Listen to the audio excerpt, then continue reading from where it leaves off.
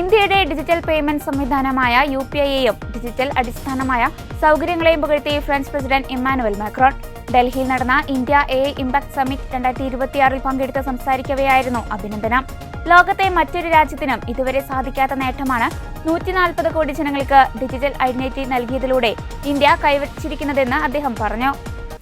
സാങ്കേതികവിദ്യ സാധാരണക്കാരായ ഇന്ത്യക്കാരുടെ ദൈനംദിന ജീവിതത്തിൽ വലിയ മാറ്റങ്ങൾ വരുത്തിയതായും ഫ്രഞ്ച് പ്രസിഡന്റ് ഇമ്മാനുവൽ മാക്രോൺ പറഞ്ഞു.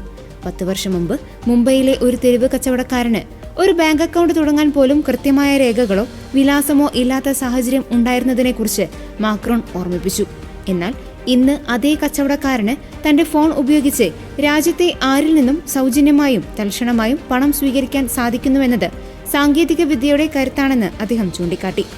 ആർട്ടിഫിഷ്യൽ ഇന്റലിജൻസിന്റെ ആഗോള ഭാവി രൂപപ്പെടുത്തുന്ന ഈ ഉച്ചകോടിയിൽ പ്രധാനമന്ത്രി നരേന്ദ്രമോദിയോടൊപ്പം പങ്കെടുക്കാൻ കഴിഞ്ഞതിൽ അദ്ദേഹം സന്തോഷം പ്രകടിപ്പിച്ചു.